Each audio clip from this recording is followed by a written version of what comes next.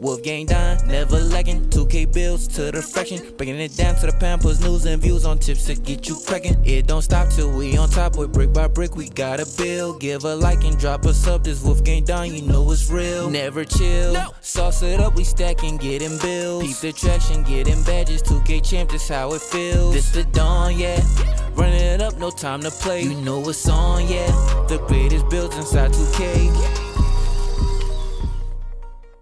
What is good, YouTube? It's your boy Don back here with another video, man, and today it is all about the playmaking badges for guards, man. We're gonna break them down into three categories: the must-haves, the good-to-haves, and then the extra ones that you should only use if you have the extra badges.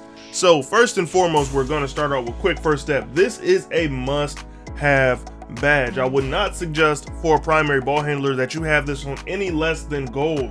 So you already know what this badge is for. It's for, you know, those explosive moves off of like size ups. So if you're not using this correctly, I would highly suggest doing more size ups and implementing that into your game so you can get the most effective use out of this badge. The second most important badge, a must-have badge for any primary ball handler, is unpluckable. And the only reason why it's second is because you can get away with not having this badge, but you have to play a certain way. Like, you pretty much have to be running away from the lock, away from the person who's gonna steal the ball from you the entire game. Unpluckable is the second most important badge that you absolutely must have. Now, this is kind of playstyle dependent, but this is another badge that I think as a point guard you need to have, and that's Clamp Breaker.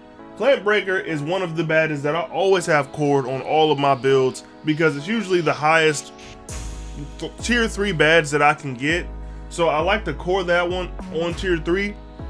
And that's pretty much it for the must-haves, man. But now we're gonna move on to the badges that are just nice to have, like badges that'll help you be better depending on your playstyle. We're gonna talk about Needle Threader. Now this badge is kind of slept on. A lot of people don't really talk about it. But have you ever had an animation where you're like playing off a player a little bit and they throw the pass and you get kind of stunned a little bit? That's Needle Threader doing that. Needle Threader is the badge that makes sure your passes get through. It'll stop you from getting all those passing lane steals, all those turnovers. This badge is really like a badge that is nice to have as a point guard who's like a good passer, a point guard who's really trying to be a point guard. So then we got Hyperdrive, one of the most important badges if you're a slashing type, but even if you're not a slashing type of point guard. So Hyperdrive, as long as you do a crossover and you're headed towards the goal pretty much, Hyperdrive will activate. Now this badge is not necessary for a lot of builds, but I'm just saying, if you even, let's say you're taking the ball out, right? You're taking the ball out, you do a crossover and you're headed down the court towards the goal, Hyperdrive activates on that. Hyperdrive activates on that a lot. Now for the new-ish point guards, like the point guards that I've been seeing a lot of like 6'1s, a lot of, you know, 6'3s. I've been seeing the small guard movement come back, and this Mismatch Expert is a badge that will help you tremendously, man. It does kind of take a lot to get it on gold, and is more than likely going to be in tier 3 for you if you're a small guard. To get it on gold, you do have to have a 93 ball handle, which is pretty high. I'm not gonna lie to you, it's pretty high. But this badge works wonders on silver. It boosts the effects of a lot of the other dribble moves or the other dribbling badges, and it kind of just makes the build even better to me. Like, you know, and as long as you are going up against somebody that's at least 5 inches taller than you, but they have to be over 6'5". So on these 6'3" point guards, if you go against somebody that's 6'8", or if you got a 6'1" point guard and you're going up against somebody who's 6'6", this badge will work for you. That's why it's one of the nice to have badges. Now, these next badges that I'm gonna go over, only use these badges if you have extra badge points. So, number 1 on that list is Ankle Breaker. Ankle breakers do work. Don't let anybody tell you they don't.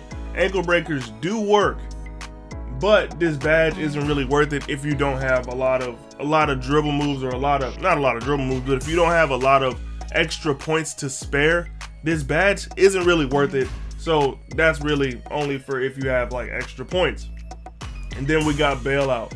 While I do like to have Bailout on most of my builds, I really refer to it as a badge that you don't need unless you have extra points, just because if you're taking quality shots, you won't need to bail out of them. But bailouts also do help if you're getting double teamed or something like that. So if you find yourself in like one of those situations often, I would suggest putting this on, but really it's not necessarily a needed badge.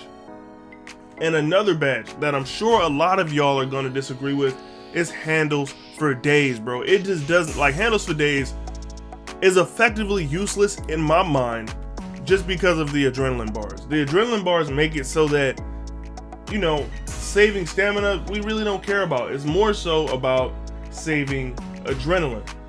So this badge is not very useful, and the most useless badge in my opinion is killer combos, man. Killer combos, you really don't have to worry about chaining moves together. They're pretty easy to do. If you having trouble do that, just watch a dribble tutorial and you'll find a way to do it. But killer combos is a useless badge. I didn't even use quick chain last year on my point guard build when a lot of people were swearing by it. I did not use quick chain, and you don't need it. You can get ankle breakers off of the ankle breaker badge if you have the extra points. And honestly, you can just do different things in order to chain your dribble moves together. And really, you're going to be primarily using quick first step to get open anyway, using little bursts of speed. And that's pretty much it for the playmaking badges, man. If you have any questions, or if y'all want me to do another one of these videos for like an off ball or a center build, just let me know down in the comment section, man. It's your boy Don, and I'm up out of here. But before you get up out of here, do me a favor, man. Follow social. It's on the bottom of the channel. That's my Twitter. Fastest way to get a hold of me if you want to, you know, kick it. You want to send me a build or something like that. And also like the video and subscribe to the channel if you haven't already. But it's your boy Don, and I'm up out of here. Peace.